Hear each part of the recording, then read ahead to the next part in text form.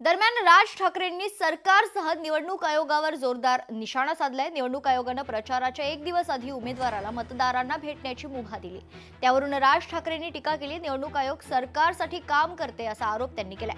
निवडणूक आयोगानं नवीन मशीनबद्दल माहिती आहे का, माहिती का नाही दिली असा सवालही राज ठाकरेंनी उपस्थित केलाय।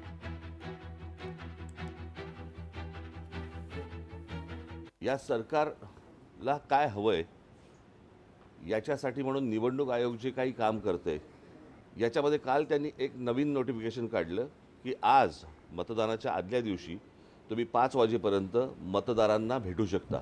ही नवीन प्रथा, नवीन पद्धत कशी काय आली आणि कुठून आली ही काही कल्पना नाही। आणि आजच कशी अचानक आली, जी विधानसभेला का नव्हती, जी लोकसभेला का नव्हती।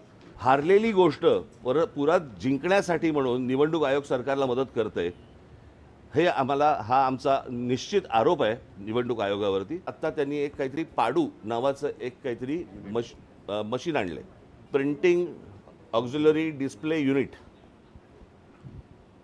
हे कोणत्याही राजकीय पक्षाला सांगितलेलं नाही, कोणत्याही राजकीय पक्षाला दाखवलेलं नाही आहे। मला असं वाटतं आता उद्धव ठाकरेंच्या पत्रावरती निवडणूक आयोगाला हे पत्र गेलेलं आहे की हे तुम्ही आम्हाला कधी दाखवलं नाही। हे नवीन काय युनिट आणलंय तुम्ही, हे लोकांनाही माहिती नाही, जनतेलाही माहिती नाही।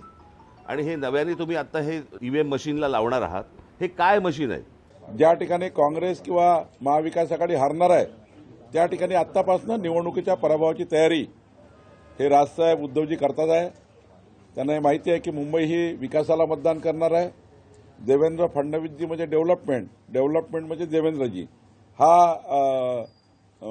हा जो विश्वास आहे हा महाराष्ट्राच्या आणि मुंबईच्या जनतेपर्यंत गेलेला आहे। त्यामुळे आता त्यांनी तयारी केली आहे। निवडणुकीचा पराजय दिसतोय, परवा तुम्हाला बाईट द्यावी लागेल म्हणून तयारी करतायत। अहिल्यानगर महापालिका निवडणुकीची रणधुमाळी पाहायला मिळते। 345 मतदान केंद्रांवर 1800 कर्मचाऱ्यांची नियुक्ती करण्यात आली आहे। नागरिकांनी निर्भयपणे मतदानाचा हक्क बजवावा, महापालिका आयुक्त यशवंत डांगे यांनी मतदारांना आवाहन केले। अहिल्यानगर महानगरपालिकेच्या 17 प्रभागामधून 68 जागांसाठी दिनांक 15 जानेवारी रोजी सकाळी 7:30 ते 5:30च्या दरम्यान मतदान होणार आहे। महापालिकेच्या या मतदान प्रक्रियेसाठी 1800 कर्मचाऱ्यांची नेमणूक केलेली आहे। शहरातील जे 4 नंबर जो मुकुंदनगरचा प्रभाग आहे किंवा 5 नंबर जो प्रभाग आहे त्या ठिकाणी जास्तीचा बंदोबस्त द्यावा अशी पोलिसांना देखील विनंती केलेली आहे। सत्ताधाऱ्यांकडून मतदारांना आमिष दिलं जाऊ शकतं। शेवटच्या दिवशी सत्ताधारी पैसे किराणा देणार, हे केल्याशिवाय त्यांना निवडणूक जिंकता येणार नाही असा आरोप काँग्रेसच्या खासदार बळवंत वानखेडे यांनी सत्ताधाऱ्यांवर केलाय। प्रशासनानं सत्ताधाऱ्यांचा मनसुबा हाणून पाडावा, बळवंत वानखेडे यांचं आवाहन पाहायला मिळतंय।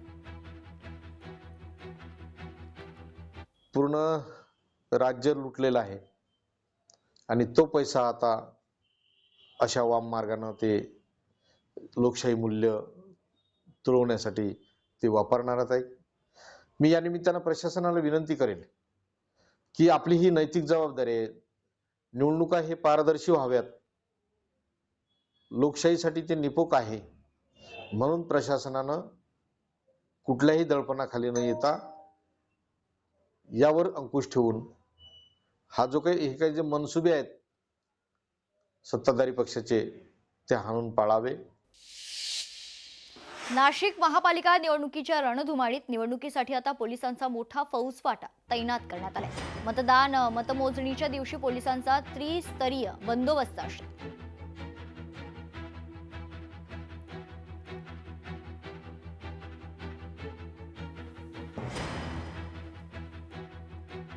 नाशिक शहर पोलीस पूर्णपणे इलेक्शन वोटिंग आणि काउंटिंगसाठी तयार आहे। आम्ही मोठ्या प्रमाणावर प्रिव्हेंटिव्ह ॲक्शन्स घेतलेले आहेत। साधारण 500 लोक आपण तडीपार केलेले आहेत आपल्या नाशिक शहरामधून। त्याचबरोबर 800 लोक आपण 110 जे जुनं होतं आणि नवीन BNSचं 129 आहे त्याच्या अंडर बाउंड डाऊन केलेले आहेत। 36 स्ट्रायकिंग फोर्सेस हे क्राईम ब्रांचचे असणार आहेत आणि लोकल पोलीस स्टेशन्सचे असणार आहेत। कुठल्याही अनुचित प्रकार जर घडला तर आपण 5 ते 7 मिनिटांमध्ये त्या ठिकाणी पोहोचू शकतो, अशा प्रकारचं नियोजन नाशिक पोलिसांनी केलेलं आहे।